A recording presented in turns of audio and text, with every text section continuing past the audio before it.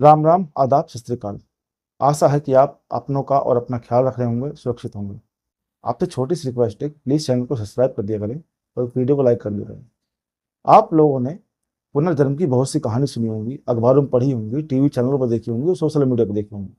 पर मैं जो आज आपको कहानी सुनाने जा रहा हूँ, वो देश ही नहीं दुनिया की एकमात्र ऐसी पुनर्जन्म की कहानी है जिसको अमेरिका के जो साइंटिस्ट होते हैं, जो इस पुनर्जन्म पर रिसर्च करते हैं, उन्होंने भी सर्टिफाइड किया और माना कि ये देश ही नहीं दुनिया की पहली ऐसी घटना है जिसको बिना शक के आप कह सकते हैं कि ये पुनर्जन्म की ही कहानी है। इस कहानी की शुरुआत होती है उत्तर प्रदेश के इटावा से। इसी इटावा में एक ठाकुर परिवार में, गरीब परिवार में एक बच्ची का जन्म होता है। घर में मात्र 3 लोग थे, माता पिता, अब ये बच्ची हो गई थी। परिवार गरीब था, तो जो उनके पिता थे ज़्यादातर वो बाहरी काम करते थे, शहरों में काम करते थे। सुमित्रा अपनी माँ के साथ रहती थी। पर कुछ ही दिनों सालों में सुमित्रा की माँ की जो मृत्यु हो जाती है। अब इसके बाद माँ सुमित्रा अकेलापन महसूस करती है, पर पिता की मजबूरी थी, बाहर नहीं कमाएंगे तो पालन पोषण कैसे होगा। इसके बाद सुमित्रा के पिता सुमित्रा को उसके ताऊ के यहाँ दे छोड़ देते हैं पढ़ने के लिए। और इसके बाद सुमित्रा अकेलेपन में कैसे न कैसे दिन काटती है, साल बीतते हैं। और मात्र 13 साल की उम्र में ही सुमित्रा की शादी कर दी जाती है, एक जगदीश सिंह से कर दी जाती है। पर जगदीश सिंह जो थे वो सुमित्रा से बहुत ज़्यादा प्यार करते थे। पर उनके सामने भी एक मजबूरी आ गई, पालन पोषण की, घर चलाने की। तो वो सुमित्रा को छोड़ अब गाँव में ही वो भी बाहर चले जाते हैं शहर। अब इसके बाद सुमित्रा अपने आप को फिर अकेलापन महसूस करने लगती है। और पर कैसे न कैसे अपने दिन काटती है, क्योंकि सास ससुर घर में थे, पर सास ससुर से इतनी वो मिली जुली थी नहीं। वक्त आ जाता है 1984 का। दिसंबर 1984 में सुमित्रा एक बेटे को जन्म दे देती है। जब बेटे को जन्म दे देती है तो इसके बाद उसके जीवन में थोड़ी खुशी आती है। उसको लगता है कि अब मेरा अकेलापन जो है दूर हो गया, अब इसी के सारे टाइम कट जाया करेगा।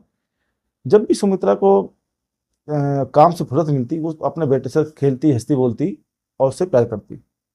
कुछ दिनों बाद एक दोपहर सुमित्रा अपने बेटे को गोद में लेके पानी भरने के लिए कुएं पे गई। उसने कुएं में पानी भरने के लिए बेटे को अपने वही कुएं के पास नीचे लेटा दिया और उसने कुएं पानी का बर्तन कुएं में डाला, पानी निकाला। अब उसने एक हाथ में अपने बेटे को गोद में लिया और एक हाथ से उस पानी के बर्तन लेके वो चलने लगी। पर कुछ ही देर में वहां से एक अजीब सी आवाज आने लगी, चिल्लाने की आवाज आने लगी। आसपास के लोग जो खड़े थे उन्होंने पीछे मुड़ के देखा, तो वो दृश्य देख के वो आसपास के लोग, जो महिलाएं थी, वो भी दहशत में हो गई। उन्होंने देखा कि सुमित्रा जो है एक बुत की तरह, एक पुतले की तरह खड़ी है, बेटा गोद में है, पानी का बर्तन नीचे गिर चुका है और सुमित्रा का एक हाथ जो है वो ऊपर आसमान की तरफ है और उसकी उंगलियां मुड़ी पड़ी हैं। और उस वो दांत जो है आपस में किटकिटा रही है और अजीब अजीब सी आवाज निकाल के तेज तेज सांसें ले रही है। ये दृश्य देख के सभी आसपास की औरतें भयभीत हो जाती हैं। हिम्मत होती नहीं है, पर कुछ महिला हिम्मत करके उसको आवाज मारती हैं, सुमित्रा सुमित्रा। पर सुमित्रा उस टाइम अपने होशो हवास में नहीं थी, वो कुछ बोलती भी नहीं है। ये देख के आसपास और भीड़ इकट्ठ हो जाती है। मात्र तकरीबन 5 से 7 मिनट बाद जब सुमित्रा को थोड़ा होश आता है, नॉर्मल होती है, तो वो देखती है कि उसका बेटा गोद में रो रहा है और आसपास उसके भीड़ लगी है। अब सुमित्रा देख के अजीब सा महसूस होता है। सुमित्रा पूछती है, क्या हुआ, आप लोग मुझे ऐसे क्यों देख रहे हैं।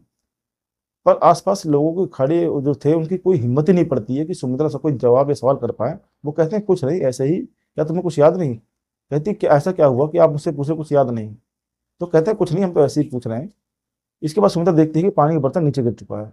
अब वो कुछ समझ नहीं पाती है, पर बेटे को चुप कराती है, पानी का बर्तन उठाती है और दोबारा कुएं में जाकर पानी लेके अपने घर पहुंच जाती है। ये बात धीरे धीरे उड़ते उड़ते उसके घर वाले तक पहुंचती है, ससुराल वालों तक पहुंचती है। ससुराल वालों को लगा हो सकता है कुछ वैसी छोटी मोटी बात हो गई हो, वो भी ज्यादा इस बात को सोचते हैं नहीं। अब 3-4 दिन फिर बीतते हैं। इसके बाद सुमित्रा के घर में अपने ही एक रसोई में खाना बना रही होती है। खाना बना रही होती है तो उसकी सास को एक अजीब सी आवाज रसोई की तरफ से आती है। सास दौड़ी दौड़ी पहुंचती है तो देखती है सुमित्रा उसी तरीके से रसोई में खड़ी है, बुद्ध बनकर, पुतला बनकर। और उसका एक हाथ जो है वो आसमान की तरफ है, दांत किटकिटा रही है और उसकी आंखें जो है वो चारों तरफ घूम रही हैं। ये मंजर देख सास बहुत भयभीत हो जाती है, चिल्लाती है। तो उसका जो सुमित्रा ससुर है वो भी दौड़ा दौड़ा आता है। तो साथ ही आसपास के लोग जो पड़ोसी होते हैं वो भी वहां पहुंचते हैं। अब इसके बाद जब सुमित्रा फिर थोड़ी देर में नॉर्मल होती है, आसपास फिर भीड़ देखती है तो पूछती है, क्या हुआ। इसके बाद उसकी सास पूछती है सुमित्रा की, क्या तुम्हें कुछ भी याद नहीं, तुमने भी क्या किया। तो सुमित्रा कहती है कि क्या हुआ, मुझे कुछ भी याद नहीं। अब इसके बाद घर वाले थोड़ा डर जाते हैं और डर के मारे उसके पति को भी खबर देते हैं, उसको बुलाते हैं कि ऐसी ऐसी बात सुमित्रा के साथ हो रही है, ये दूसरी बार हुआ है। जैसे ही खबर पति तक रखती है, पति दौड़ा दौड़ा घर पहुंच जाता है। पति पास में होता है उस दिन फिर सुमित्रा को दिक्कत नहीं होती है, पर एक दिन सुमित्रा को फिर ही दिक्कत होती है। अब सुमित्रा कोई चीज देखता है, पति घबरा जाता है, पति वैद्य जी को बुलाता है, वैद्य भी चेक करते हैं और वैद्य जी बताते हैं इसको कोई भी दिक्कत नहीं है, कोई बीमारी नहीं है, बिल्कुल तंदुरुस्त है। जब वैद्य से कोई फायदा नहीं होता है तो उसको तांत्रिक के पास, औझाओं के पास, सब जगह दिखाते हैं, पर कोई फायदा उस चीज का होता नहीं है। धीरे धीरे नॉर्मल ये चीज चलती रहती है, तो बीच बीच में दौरे पड़ते रहते हैं। जब भी सुमित्रा को ये दौरे पड़ते थे, वो सिर्फ दांत पिटपिटाती, आसमान की तरफ उसके हाथ होते, पीछे उसकी उंगलियां होती। बोलने की कोशिश शायद वो करती थी, पर वो क्या बोलती थी किसी को कुछ समझ में आता नहीं था। इसके बाद कुछ दिन और बीत जाते हैं। तारीख आ जाती है 16 जुलाई 1985 की। इस दिन अचानक सुमित्रा को जब ये दौरा पड़ता है, वो काफी देर तक ये दौरा पड़ता है, तो आसपास के लोग जो इकट्ठे हो जाते हैं, घर के अंदर आते हैं, तो सुमित्रा उसी पोजीशन में खड़ी होती है, दांत किटकिटा रही होती है, आंखें चारों तरफ घुमा रही होती है, और उसका हाथ जो होता है वो आसमान की तरफ होता है। और आज पहली बार वो एक शब्द बोलती है, एक लाइन बोलती है। वो बोलती है कि आज से 3 दिन बाद यानी 19 जुलाई 1985 को मेरी मौत हो जाएगी, मेरा आखिरी दिन। इतनी बात सुनकर पूरा आस पास पड़ोसी घर वाले बहुत भयभीत हो जाते हैं और डर जाते हैं कि क्या बोल रही है, इसका क्या मतलब निकला है। कुछ देर बाद जब सुमित्रा नॉर्मल होती है, तो उससे उसका पति पूछता है कि तुम्हें पता है तुमने क्या बोला है? तो इतने में सुमित्रा कहती है क्या बोला है, मुझे तो कुछ याद भी नहीं है। फिर उसका पति ना चाहते हुए भी उससे बताता है कि तुमने कहा है कि आज से 3 दिन बाद 19 जुलाई को तुम्हारी मौत हो जाएगी। अब इतना सुन के सुमित्रा भी कहती क्या बात कर रहे हो, वैसे कैसे हो सकता है? पर वो कहता नहीं, और आसपास से लोग खड़े थे वो भी कहते हैं हाँ तुमने ये चीज बोली है। अब ये बात सुमित्रा के मन में घर कर जाती है। अब वो सोचती है कि ऐसा कुछ ना हो, इसके लिए क्या किया जाए। और घर वाले भी कहते हैं एक काम करो, कुछ मत करो, 3 दिन तक तुम कोई ऐसा काम ही मत करो कि ऐसा कुछ हो। 2 दिन 3 दिन कट जाते हैं, कुछ भी नहीं होता है। तारीख आ जाती है 19 जुलाई 1985 की। अब सुमित्रा को ये चीज पता थी, घर वालों को भी ये चीज पता थी, इसीलिए उसके जो बच्चा छोटा सा होता है वो उसको भी उसके पास नहीं छोड़ते हैं, कि ऐसा ना हो कि कोई ऐसी घटना घट जाए कि बच्चे को नुकसान सुमित्रा पहुंचा दे। पूरा दिन बीत जाता है, सुमित्रा भी सोचती है कि ना मैं आज पानी भरने जाऊंगी कि कुएं में मर जाऊं गिर के, या कहीं ऊंची जगह पे ना जाऊं कि गिर जाऊं। मैं ऐसा कोई काम नहीं करूंगी, खाना भी नहीं बनाऊंगी कि कहीं उससे न जल जाऊं। घर वाले भी इस चीज को राजी थे, सबको पता ही थी। तो कहते ठीक है तुम कोई काम मत करो, तुम घर में आराम करो। पूरा दिन बीत जाता है, शाम हो जाती है, कुछ होता नहीं है। तो घर वालों को लगता हो सकता है कि ऐसे ही दौरे में इसने बोल दिया हो। अब सुमित्रा भी शाम तक जब घर में पड़ी रहती है तो वो भी बोर हो जाती है, थक कहती है कि चलो बहुत देर हो गई, शाम हो गई, कुछ तो हुआ नहीं, चलो थोड़ी देर ताजी हवा लेने के लिए घर के दरवाजे पर खड़ी हो जाते हैं। अब सुमित्रा ताजी हवा लेने के लिए घर के दरवाजे पर चली जाती है, खड़ी हो जाती है। इत्तेफाकन उसकी एक सहेली होती है, वहां से गुजर रही होती है, वो अपनी सहेली को आवाज मारती है, सहेली पास आ जाती है। उस सहेली को भी इसके दौरों में और ये 3 दिन का जो था 19 जुलाई को मौत की बात थी उसको पता थी। सहेली आकर दोनों हंसती बोलती है, बातें करती है, कहती है तुम्हें कभी कभी क्या हो जाता है कि तुम ऐसी सी बातें करती हो, तुम्हें क्या होता है? तो सुमित्रा इस पर कहती है मुझे खुद नहीं पता क्या हो जाता है। बात करते करते सुमित्रा थोड़ा चौखट से बाहर आ जाती है। सुमित्रा की सहेली बात ही कर रही होती है, पर सुमित्रा एकदम से बुत हो जाती है, पुतला बन जाती है। और उसके मुंह से ना तो कोई आवाज आ रही थी आज और ना ही कुछ उसके मुंह से निकल रहा था, ना दांत निकल रहा थी, खाली उसकी जो आंखें थी वो बंद हो चुकी थी और एक पुतले की तरह खड़ी हो गई होती है। सहेली को लगता है ये मैं इतना बोल रही हूँ, चुप क्यों है? तो सुमित्रा की सहेली उसको आवाज मारती है, सुमित्रा सुमित्रा, पर सुमित्रा कुछ जवाब नहीं देती है। अब उसकी सहेली डरते डरते उसको हाथ लगाती है, हिलाती है, पर वो कोई जवाब दे ही भी थी, और इतने में वो नीचे गिर जाती है। जब उसको तेज से वो हिलाने की कोशिश करती है, सुमित्रा नीचे गिर जाती है। सुमित्रा की सहेली ये मंजर देख कर डर जाती है और चिल्लाती है। इसकी चिल्लाने की आवाज सुनकर घर वाले भागे भागे वहां पहुंचते हैं। पड़ोसी और गांव वाले इकट्ठे हो जाते हैं, क्योंकि सबको इस बात का पता थी कि 19 जुलाई के दिन इसने अपनी मौत की डेट बताई थी। उसको आनंद फानंद में उठा के कमरे के अंदर ले आते हैं और खाट पर लिटा देते हैं। तुरंत ही वैद्य को बुलाया जाता है। जैसे ही वैद्य को बुलाते हैं, वैद्य आके चेक करते हैं, उसकी दिल की धड़कन चेक करते हैं, नब्ज चेक करते हैं। तो वैद्य जी बताते हैं कि इसकी मौत हो चुकी है, मर चुकी है। अब इतना सुनना था कि पूरे घर में मातम फैल गया, पूरे आस पड़ोस में, मोहल्ले में, गांव में मातम फैल गया। इसके जैसे ही इसकी मौत की खबर पूरे गांव में फैली, सब ने अपने बच्चों को बाहर निकलने से मना कर दिया कि ऐसा ना हो कि जो इसके अंदर, क्योंकि गांव में आप जानते हैं कि सबसे ज्यादा लोग ऐसा कुछ होता है तो भूत प्रेत डायन पिशाच इन चीजों को मानते हैं। इसके बाद गांव में सबने अपने बच्चों को जब मना कर दिया कि जब तक सुमित्रा की अंतिम संस्कार ना हो जाए कोई घर से बाहर निकलेगा नहीं। अब सुमित्रा के अंतिम संस्कार के लिए कुछ महिलाओं को बुलाया गया कि इसको नहलाना धुलाना, इसका श्रृंगार करना, क्योंकि श्रृंगार करना जरूरी था, क्योंकि वो शादीशुदा थी। पति का रो रो के बुरा हाल था, सास ससुर भी दुखी थे। अब महिलाएं आके सुमित्रा को नहला रही होती हैं कमरे में अंदर अकेले में, 8 से 10 महिलाएं होती हैं। इतनी देर में कुछ महिलाएं जो सुमित्रा को नहला रही होती है वो चीखती चिल्लाती उस कमरे से बाहर निकलती हैं, घर के बाहर आ जाती हैं। और उसके पीछे पीछे फिर 2 एक महिलाएं और आती हैं। जब उनको चीखते चिल्लाते गांव वाले सुनते हैं तो सुमित्रा का पति पूछता है क्या हुआ, तुम चिल्ला क्यों रही हो? तो डरते डरते सहम बोलती है महिला कि सुमित्रा ने भी आंखें खोली, उसकी आंखें घूम रही हैं और वो दांत पिटा रही है। इतना सुन के घर वालों ने कहा कि तुम्हारा वहम होगा, ऐसा कैसे हो सकता है, उसकी तो मौत हो चुकी है, वैद्य जी ने खुद पक्का किया है।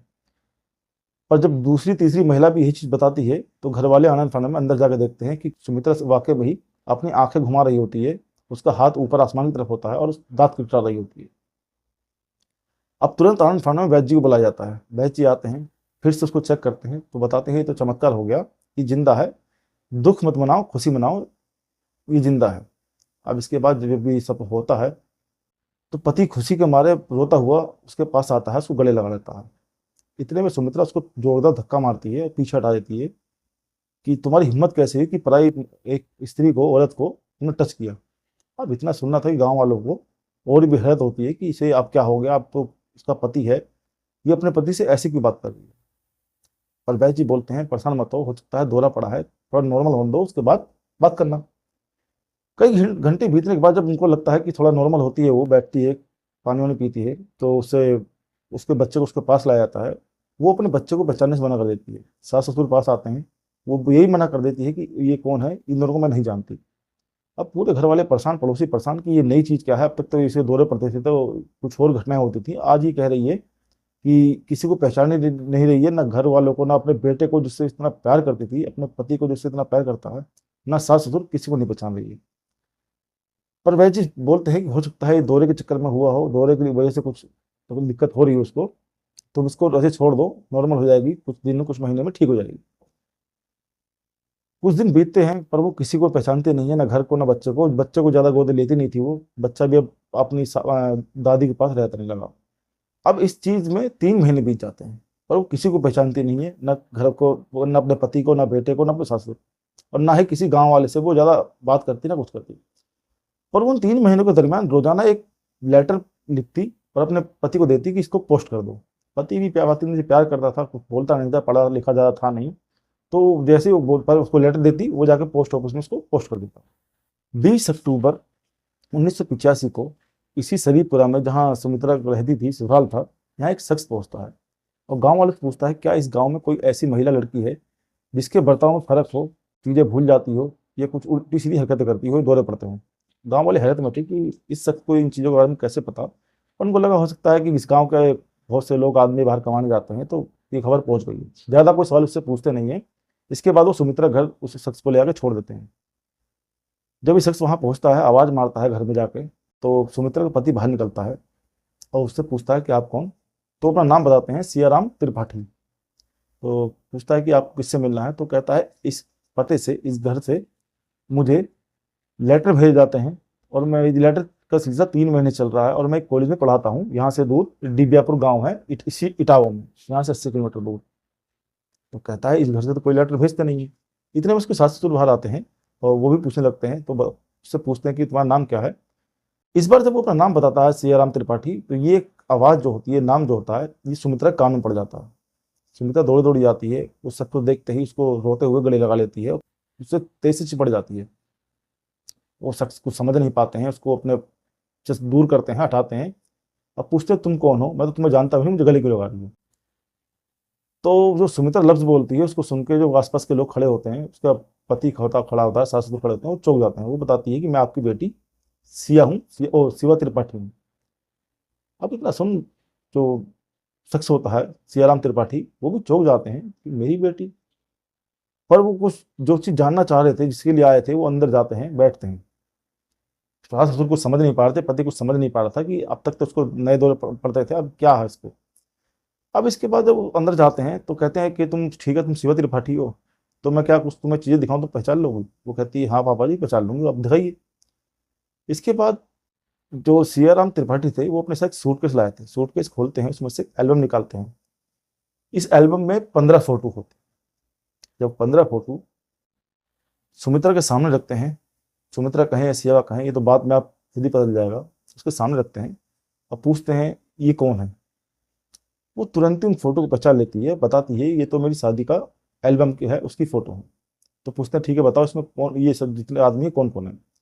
वो फर्राटे से पूरे सबका नाम बता देती है, अपने पति को पहचान लेती है, अपने दोनों बच्चे होते हैं, उसके बेटे होते हैं रिंकू टिंकू, उनको पहचान लेती है और सबको पहचान लेती है।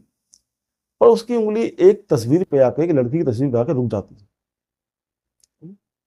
जो सियाराम त्रिपाठी होते पूछते हैं कि ये बताओ तुमने सबको पहचान लिया, बिल्कुल ठीक बताया तुमने, पर तुम्हारी उंगली इस फोटो पे आके क्यों रुक गई।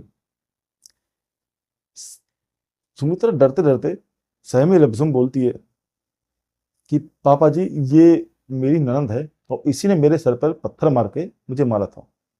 इतना लफ्ज निकलते ही सियाराम त्रिपाठी रोने लगते हैं और उसको गले लगा के कहते हैं कि तुम मेरी बेटी शिवा ही हो। अब इतना देर घर वाले जो थे सुमित्रा के सास ससुर पति, तो वो और परेशान हो जाते हैं कि अब ये नई नौटंकी क्या है, नया ड्रामा क्या है, ये हो क्या रहा है इसको, कि ये शिवा है या सुमित्रा है, कौन है। इसके बाद घर वाले सुमित्रा से कुछ नहीं पूछते हैं, वो सीधा पूछते हैं सियाराम त्रिपाठी से। उन्होंने बताया कि 1962 में हमारे घर में एक बेटी पैदा हुई थी जिसका नाम हमने शिवा त्रिपाठी रखा था। बेटी पढ़ने लिखने में होशियार थी, मैं भी कॉलेज में पढ़ाता था, तो हमारी बेटी को हमने अच्छी शिक्षा दी, अच्छा पढ़ाया लिखाया। पर जब बेटी 1980 में 18 साल की हो गई तो हमने एक लड़का देख के अच्छा सा, उसकी लड़के का नाम था छेदी लाल, उससे इसकी शादी करवा दी। शादी के 5 साल बीत गए थे, 5 साल में उसके 2 बेटे हुए थे रिंकू और टिंकू। और घर में हमेशा कलेश रहता था। उसकी सबसे मेन 2 ही वजह थी। पहली वजह ये थी कि जो शिवा त्रिपाठी थी, इसके ससुराल में कोई भी ज्यादा पढ़ा लिखा नहीं था, हाथ से सबने 10वीं तक पढ़ाई कर रखी थी। पर शिवा त्रिपाठी बहुत पढ़ी लिखी थी और साथ ही उनको लगता था, उसके ससुराल वालों को, कि इसके पिता के पास बहुत पैसा है और वो आए दिन दहेज के लिए इसको परेशान कर देते हैं। 18 जुलाई 1985 को शिवा के एक दूर के अंकल ने शिवा के मायके वालों को सूचना दी, खबर दी कि आपकी बेटी ने रेलवे ट्रैक पे सुसाइड कर ली है, उसकी मौत हो चुकी है। अब दिक्कत ये थी कि शिवाराम त्रिपाठी उस टाइम जगह पे थे नहीं, शहर से बाहर थे, तो वो समय पे आ नहीं पाए। जब वहां जाकर रेलवे ट्रैक पे देखा जाता है कि देखते हैं कि जो शिवा त्रिपाठी होती है, ये रेलवे ट्रैक पे बीचों बीच पड़ी होती है। और ये ना तो ट्रेन से कहीं कटी होती है, ना पिटी होती है, ना कोई टक्कर का निशान होता है, पर इसके सर पे चोट का निशान होता है।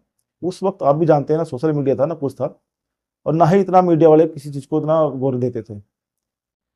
आनंद फानन में उसकी लाश को ले जाया जाता है, बिना कुछ कराए पोस्टमार्टम कराए, बिना कुछ करे, बिना उसके पिता के आए उसका वो अंतिम संस्कार कर देते हैं।